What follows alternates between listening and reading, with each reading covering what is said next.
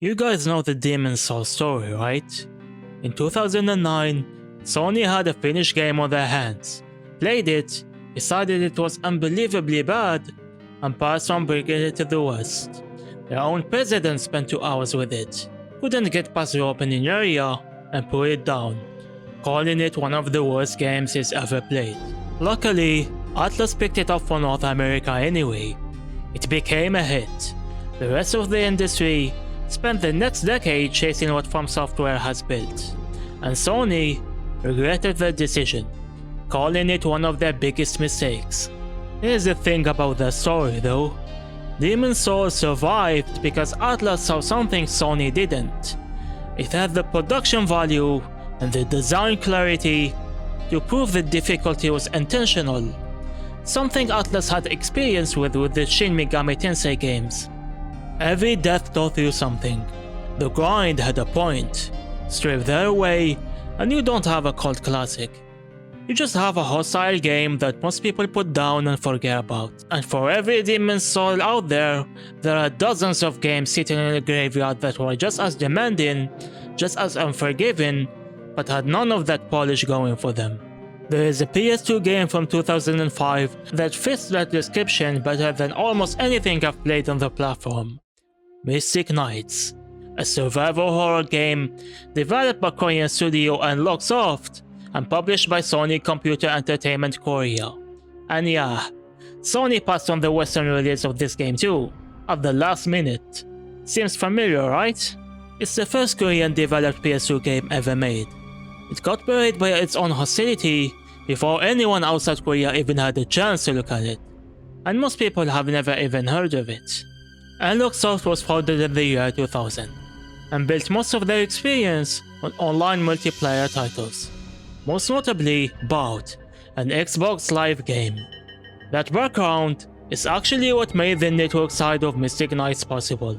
Mystic Knights released September 29, 2005, exclusively in Korea.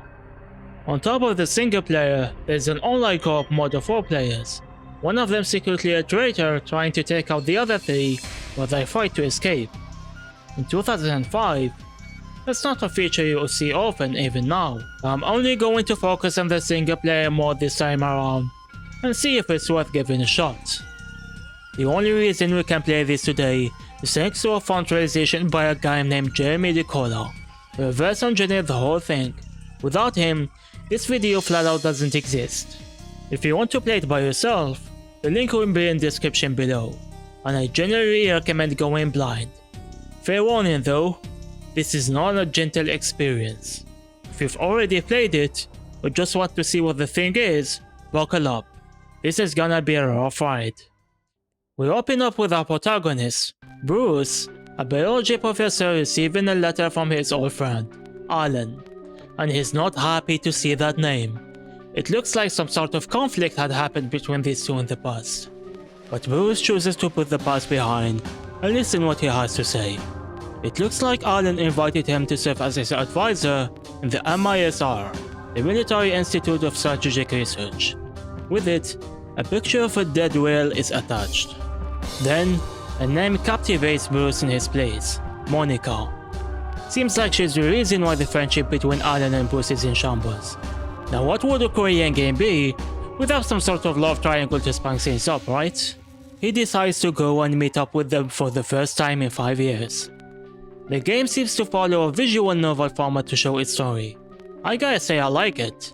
It's cheap and makes for a good story presentation if done right.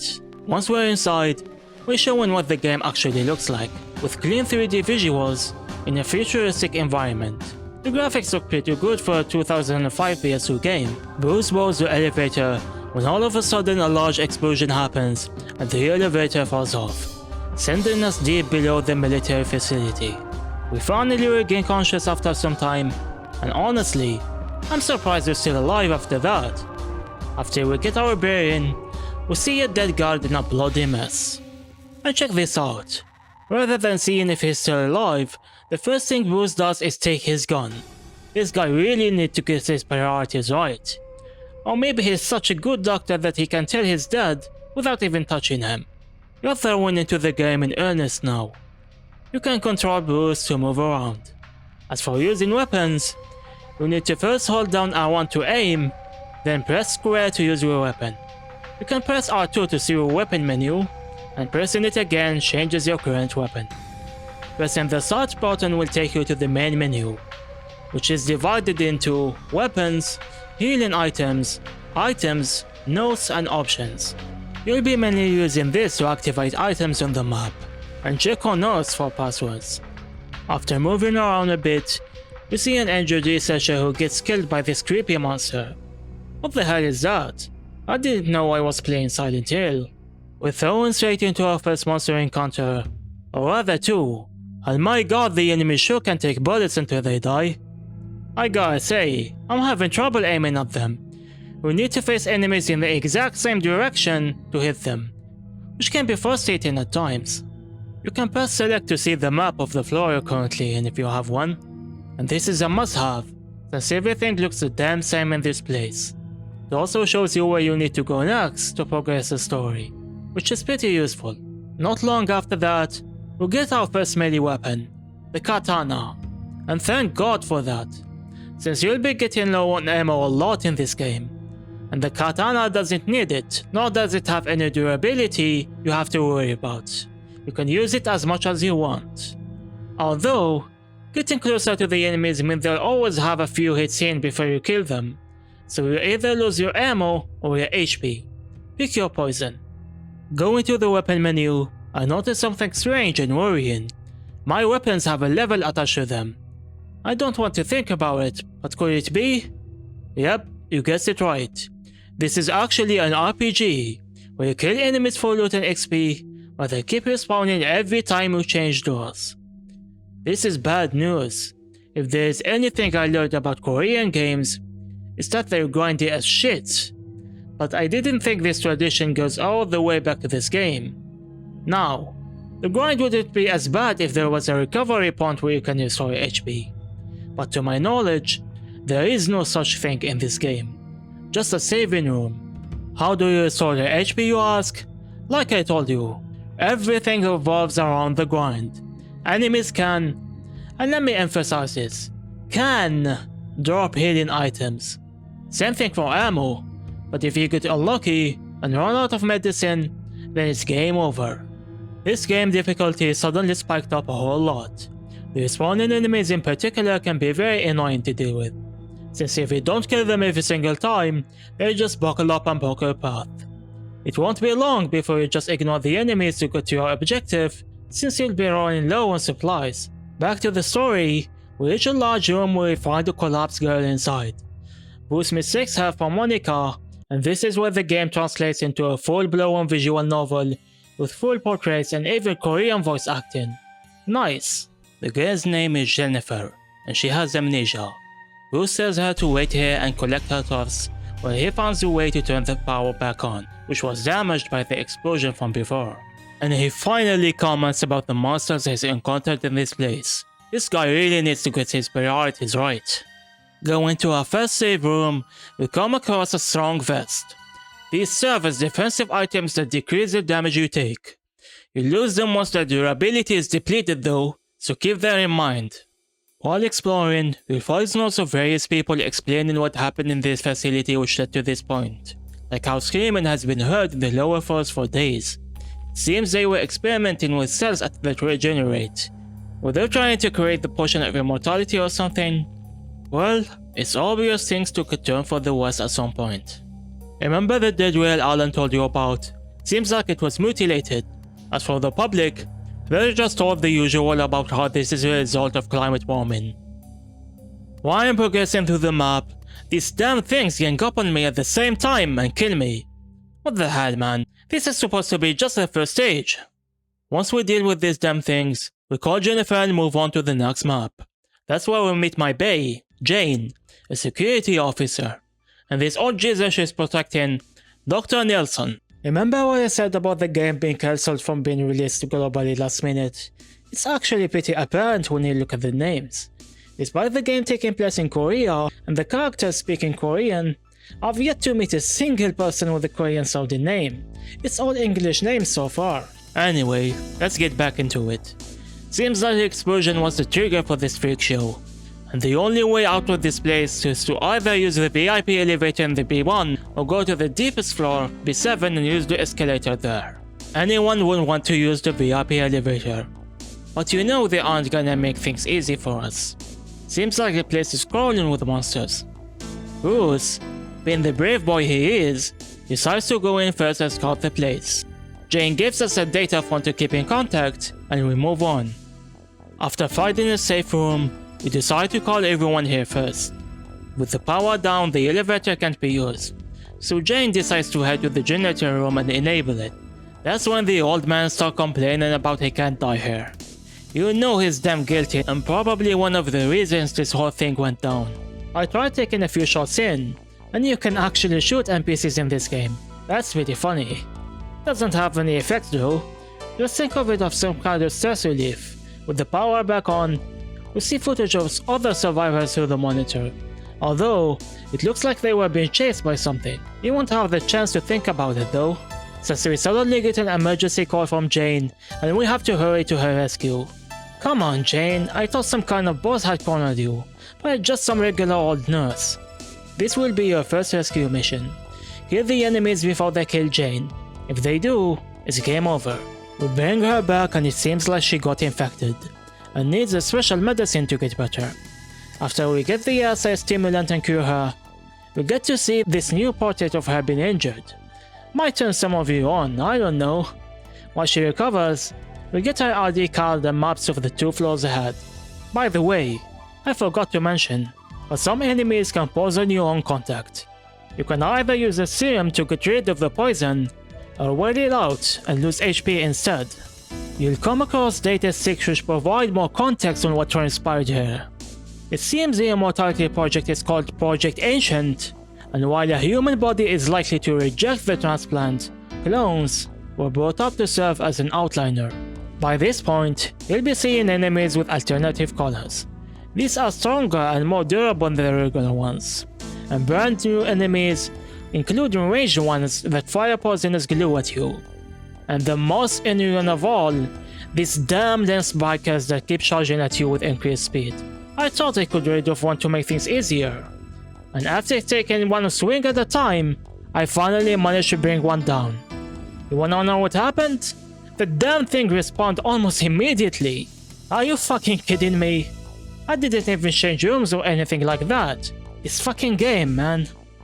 Whatever, let's just get this over with. We managed to fight the survivor group from before, and keeping true to the English name trend, a girl named Kelly and 2 guys, Henry and Frank. They worked as researchers for MISR before things went south. Bruce asked them what happened and what was chasing them before. That's when the big guy Henry calls it a vampire. Vampire? Is that what these things are? Kelly specifies that they are more like mutants that were the result of human experiments. You call Jane, who seems to have recovered a bit. Then you invite the whole group to gather around here, while you go scout the drainage facility for the exit, which leads us to a very large area ahead. This is where we meet our very first boss, and probably the main reason why many people quit this game. This ugly thing. Now, I cannot stress enough how much of a pain dealing with this vampire was. For a first boss, this fucker has a very huge HP pool, which will dry up your ammo in no time. Katana fights better, but the boss hits pretty hard. So unless you're stocked up in the dozens in ammo or medicine, you're not getting through here. I've even tried cheesing through her while taking as many shots as I could, but no luck. I thought I was missing something. Some sort of hidden mechanism to help me beat the boss. So I bit the bullet and decided to watch some YouTube videos, only to see people clear it with strong max level weapons I've never seen before. I was this close to giving up and quitting the game. And can you blame me? The game is pretty unfair in its very first level. Even if by some miracle I get through here, who knows what kind of bullshit is waiting for me. But then, I thought that if someone went through the trouble to translate this game, there has to be some sort of silver lining somewhere. So I decided to keep going no matter what, even if I had to be unfair. Yep, I cheated and enabled the infinite ammo code. Listen, It was either this or no video about this game. Besides, it's only gonna save me hours of pointless grinding anyway, so bear with me. Without having to worry about ammo anymore, I chased through the boss and finally managed to bring the vampire down. Look, I'm not proud of this victory, but I've pretty much given up on the gameplay by this point. I'm only pushing through because I'm genuinely interested about the story of this game. And trust me, that part is only gonna get better going forward. You evacuate everyone to a safe room, and while everyone is resting, this old man insists on having us scout ahead again. I don't even feel bad about cheating him before. Going deeper, we find out that it might be possible these vampires have been created by some sort of larva. And no sooner than we leave, we get an emergency call from Jennifer. We rush back to find one of the survivors, Frank, was killed. In a safe room with no monsters inside?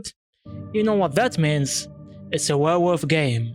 When one person among us is a traitor trying to sabotage the whole group from escaping, things are starting to get interesting. Looks like Kelly was the one to discover the body, placing her as the prime suspect for now. But we decide it's pretty harsh to call her out as the murderer without solid proof, and move on for now. Honestly, this caught me by surprise, in a good way. I thought this would be mainly a survival horror game where you just have to worry about vampires, but this plot twist helps keep you on your toes, thinking who could have done it and how. It somehow managed to give me a new resolve to finish the game, even though I hated it up to this point. Moving on, we found a room without many vampires around, so we called the group again, and that's when this flying lava snuck up on the events and almost stung Jane, before Bruce shut it down. That's when Henry explains to us that this is a vampire larva. These are the main culprit for vampires possessed in the military facility. They transport themselves into a host and change their DNA, turning them into vampires. A parasite of sorts. Kelly mentions that she saw a larva near Frank's body, and the whole group comes to the conclusion these flying larvas might be responsible for the murder. It would have been easy for them to enter without anyone noticing after all, but another option exists. Could it be that the murderer in the group is actually a vampire in disguise instead? Only time will tell. Going to the next floor, we're greeted by these ugly ceiling crawling vampires. That's when they get shot immediately by someone who looks like he belongs to the military.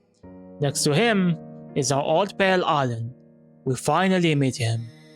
You know, the one who called us to this shithole in the first place? 브루스. 여기서 만나게 될 줄은. 괜찮나? 이쪽은 경비대 수송 마이클 아이삭드야. He introduces the guy from before, Guard Captain Michael Isaac. But well, since he has no portrait, it's safe to say his life will probably be a short one. Just look what happened to Frank. You ask Alan what the hell happened in this place, and he says he knows nothing because the research is top secret. Bullshit. Then Bruce asks about Monica, and thankfully he says she's not on the lab. She took some time off and is visiting her parents. He then gives you a letter left to you by Monica. She apologizes for what happened 5 years ago and how she misses the days when the three of you used to be very close. That's when we get a glimpse of the past. Bruce, Alan and Monica were bookworm friends. Alan and Bruce were deeply in love with her and used to do anything to see her laugh. So what could have happened to damage the relationship between these three? My bet is on Alan. Does this look like the face of someone you could trust? We go to the armory next, and that's when we finally get an actual good weapon. A rifle.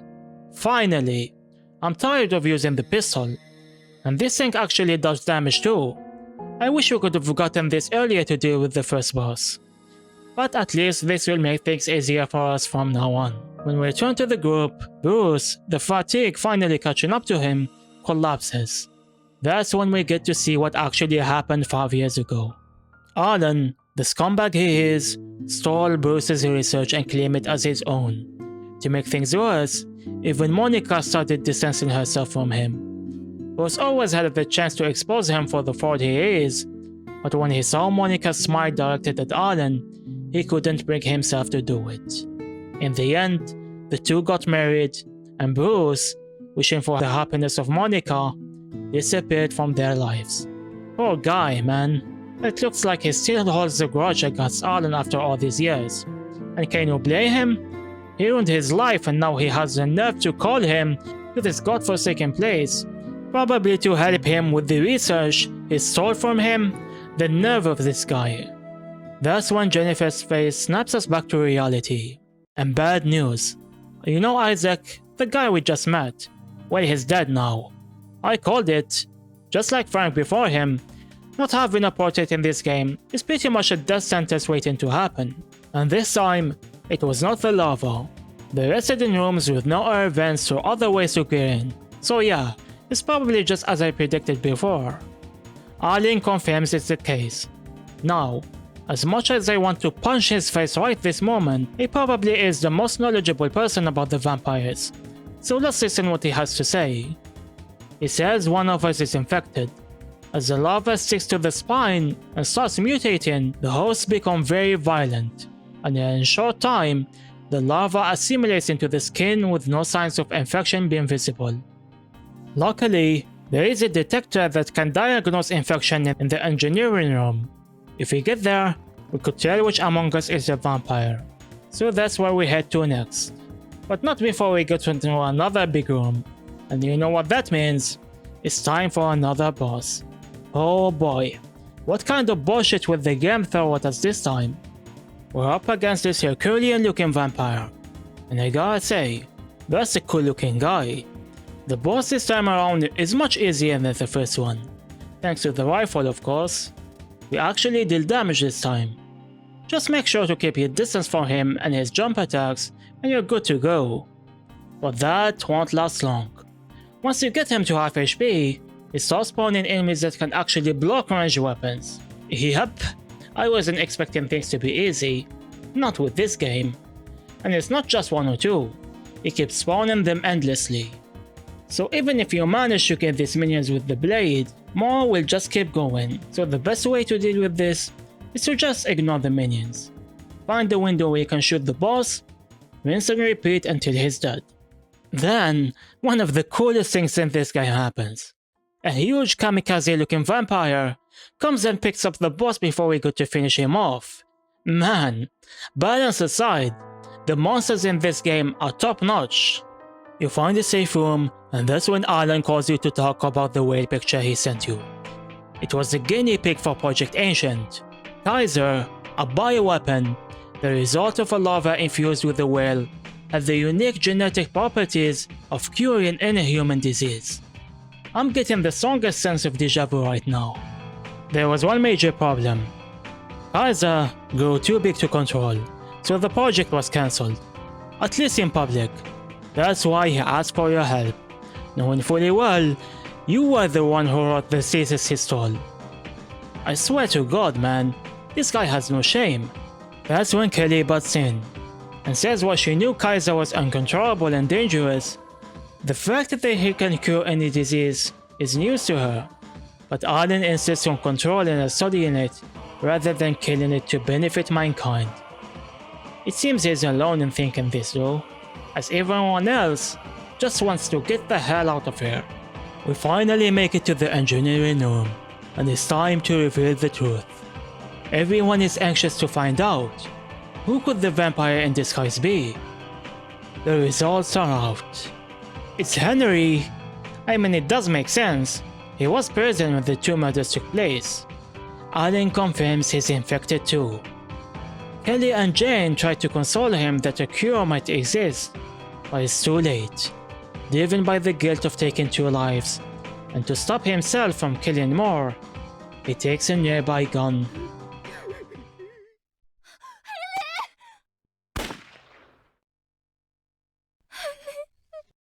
And ends his life.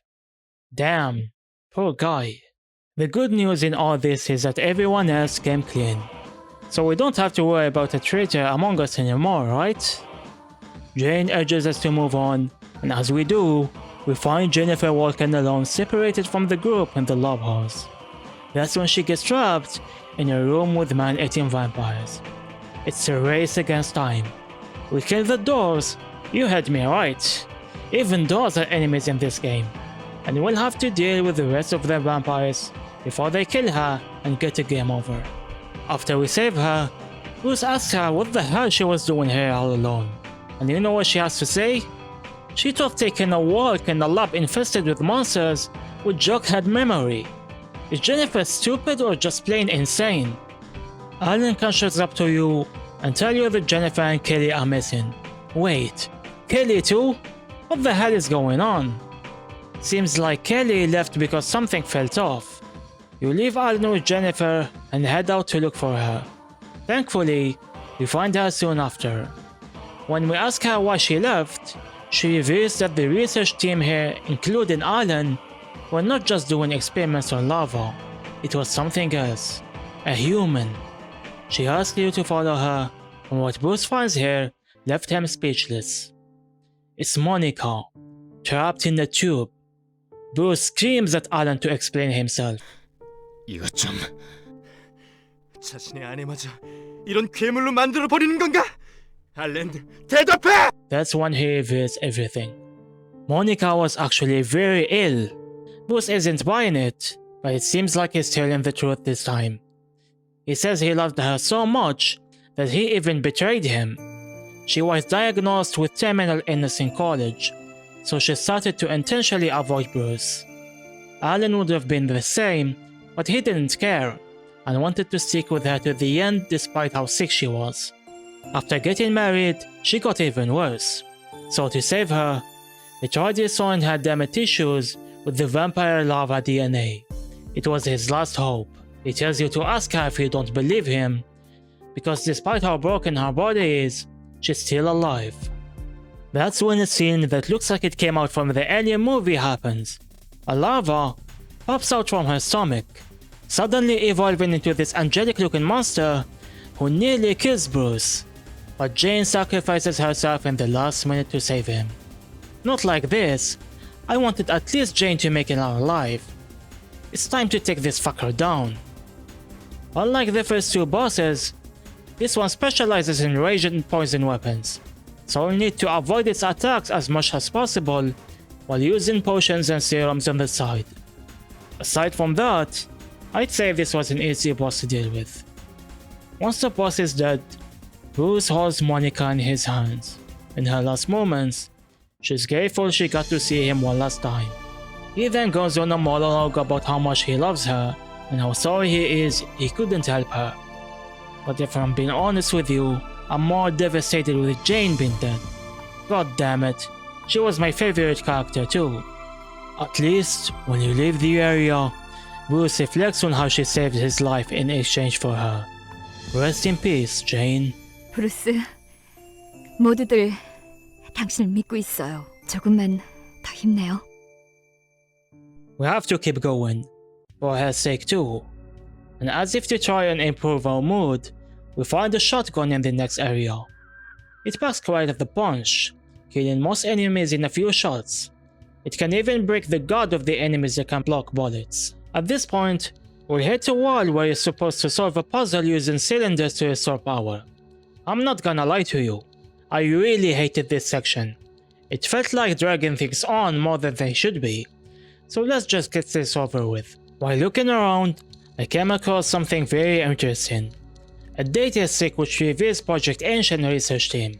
And would you look at that, Alan is actually the chief researcher, which means he's the one responsible for how bad things have gotten here. I'm never believing anything that comes out of his mouth again.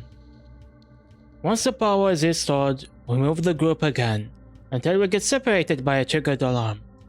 Alan instructs us to find another way around, and when we find them again, the unthinkable happens. Another murder has occurred, and this time, it's the annoying old man, Dr. Nielsen. How does this keep happening? Didn't we establish that Henry was the vampire in disguise? But he's dead now, so this shouldn't have happened. Once again, Kelly is the one who discovered the body. That's 2 times now. But something doesn't add up. Didn't she come white when she did the test before? So now, we can come up with 2 conclusions. 1. Alan was lying, again, and the test results are wrong. Or 2. The murderer was a human rather than a vampire all along.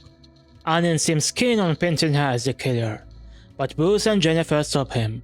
Regardless of the results, but still lacking solid proof she did it. Bruce is really shaken up and decides to leave for now. And can you blame the guy? There isn't a single person he can trust in this forsaken place anymore. Once we're back on the research for the exit, we finally meet my favorite boss in the game. This thing looks sick as hell. It looks like a combination between a firefly and a dragon. And it's not just for show. He can shoot poisonous fire and even blast you with light beams. You won't even have time for breaks, as he lifts enemies and throws them your way. Of all the fights in the game, this one is easily my favorite. With that dealt with, Alan points out that he's nervous about going forward, because from this point on, they were working on creating ideal organism by splitting the best living creatures together. In short, it means the enemies here will be the hardest we've ever faced. Well, that's just swell, isn't it? As we're getting close to the end, I noticed something crazy.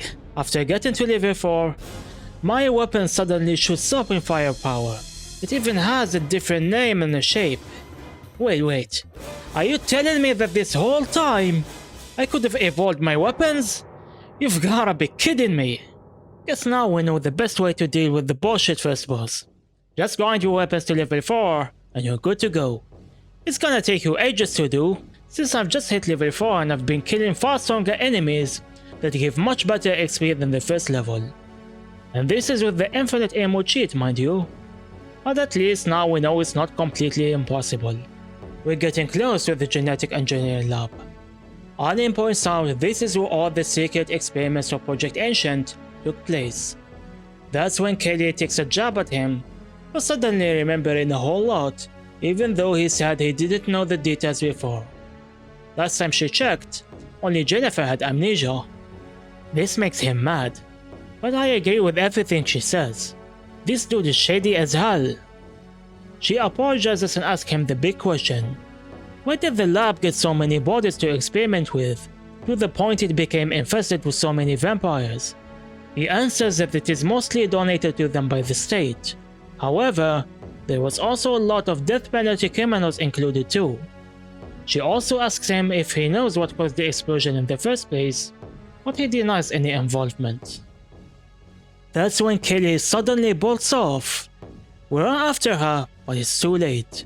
She got killed by vampires on the way. What the hell was she thinking? Next to her, we find a diary that explains everything to us. We find out that she's actually a reporter in disguise, who snuck in to find out the truth about the mutated whale. In her findings, she points out that poor Henry was actually innocent. He was made to be the scapegoat to hide the true murderer in the group. From the start, there was one man who was the center of everything. The ancient vampire, Alan. It's time to confront Alan. Kelly knew too much and posed a threat to him, so he led her to the genetic lab purposely to feed her to the vampires.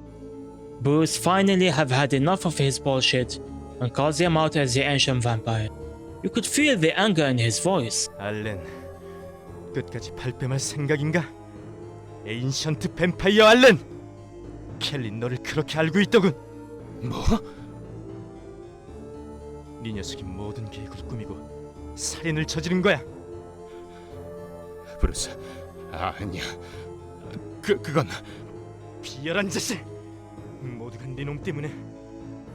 모니카, 그녀도 이제 나도 죽일 텐가? 아니야. 사람들을 죽인 건 결코 내가 아니야. 브루스, 사실은 말이지. 변명 필요 없어! But here's the shocker. As much as I want him to be the killer and have him dealt with, the truth says otherwise. You have to remember, Alan wasn't with the group when the first murder happened. If we trace back our steps, there was another person who is far more suspicious. One that was present in every crime scene up to this point. Jennifer. Alan says that as they searched for ways to tempt Kaiser, they found out it can only be tamed by ancient vampire couple, both male and female. So the male DNA was bound to Alan and the females to Jennifer. But the female did not react well to the change and displayed acts of violence. which resulted in the murders that took place up to this point. That would explain one thing. Remember the lava detector from before? Since Alan is the one who operated it, it makes sense why he would fake the results, so him and Jennifer came clean. He was protecting her all along. The main goal of Project Ancient was always to make a fusion of the ancient vampire using the human male and the female host. Bruce isn't buying it, but what happens next leaves him no choice but to believe. Jennifer loses control of herself, and the two fuse, causing a flash of light. You won't believe what happens next. We'll have two ancient vampires fighting each other. One is Alan, while the other is Jennifer. And you are given the choice to help one of them fight the other. Shit, guess this is where it all comes down to, huh? Look, I know Jennifer is the murderer who we've been searching for the entire time. But that's mainly because she couldn't fight her vampire instincts. Plus, after all what Alan has put us through, I want some sort of payback for Bruce. So I decided to help Jennifer. The new rifle made this fight a cakewalk. Alan got stuck in place with no chance to fight back. This weapon is so broken, it would have worked even without the infinite ammo shit. With Jennifer helping us on the side, Alan is quick to go down. Wait, why is Jennifer attacking me? Did I mess up? God damn it. I really thought I could save her with this, but I was naive. Alan died for nothing. I should have trusted him. At least just this time. No other choice but to kill Jennifer here. We're all alone now. We couldn't save a single person. But it's too early to feel depressed. The least we can do is deal with the source of all our problems. Kaiser. For good. But not before the game throws another surprise our way. The Herculean boss from before makes a comeback, and we'll need to clear him out of the way first. The fight is pretty much the same as before, so he only exists to drain your resources before the final boss. Speaking of the devil, there he is, Kaiser, the lord of all vampires. With a creepy human face fused with a dragon mouth, it's a pretty sick design. Kaiser has two main ways of attacks.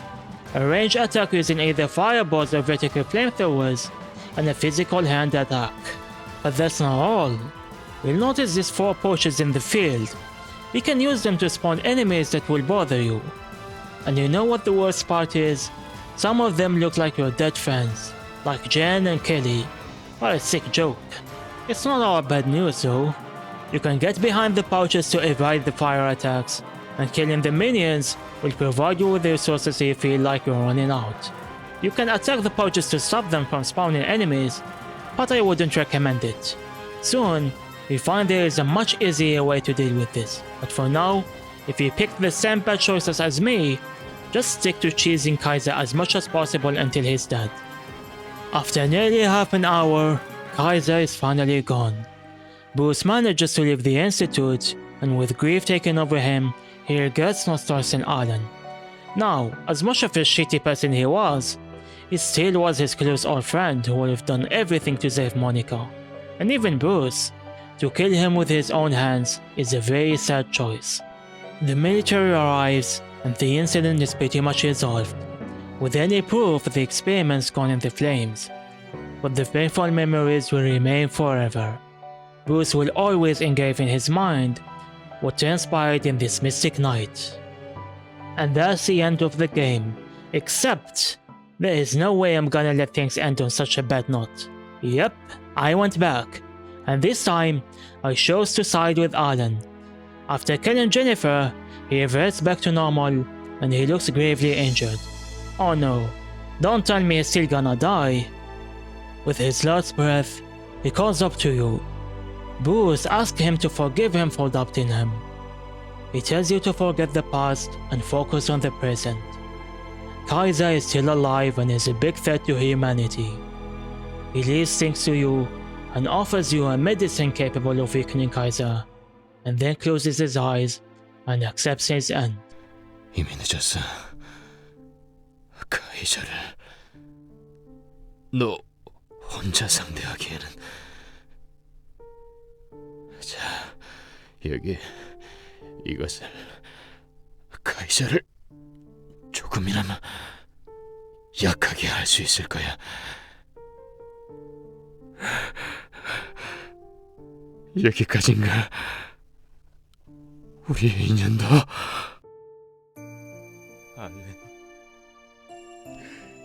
알렌. Asking forgiveness from Monica, Alan, Jane, and Jennifer for failing to protect them, Bruce resolved to put an end for Kaiser for good, and asked them to give him strength. Going forward, things go about the same as before, except this time you can use the medicine Alan gave you, the Tomcat, on the 4 blocks from before. Doing this on all of them will take down Kaiser HP more than half. What the hell, that's amazing! With this, killing Kaiser is much easier. Just make sure you have enough ammo and medicine to last you the fight. The ending this time is much different. Rather than regret, Bruce thanks Alan for his sacrifice, realizing that if they had teamed up much earlier, maybe they could have even saved Monica, and that's the end of that. While he was still the only survivor, at least he won't have to live with the guilt of killing his best friend anymore. Alan, you were hard to love, but much harder to hate. Rest in peace, you glorious bastard. And that was Mystic Knights. I really hated this game the first hours going in. In the end, I cheated. I'm not gonna pretend I didn't. Infinite ammo was the only thing that kept this video from never existing. But I'm glad I stuck to it.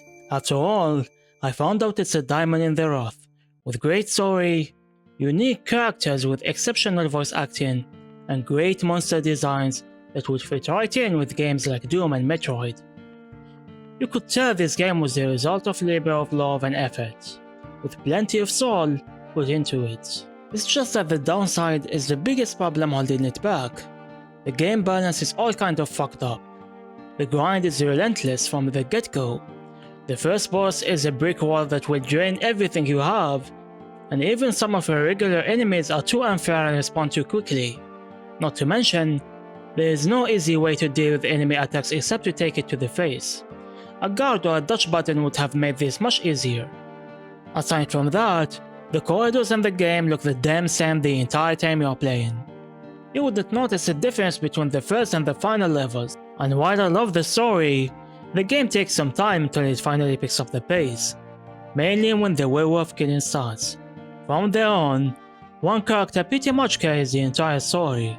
Alan is one of the most frustrating and complex characters I've ever encountered in a game like this, and I mean that as a compliment. You hate him right until the moment you don't, and that's not easy to pull off. If Mystic Knights were to just focus on its good points, like telling a compelling story or toning down the gameplay, think like Silent Hills, I think this game would have had a much bigger success than initially, and found wider audience elsewhere. This game deserves it.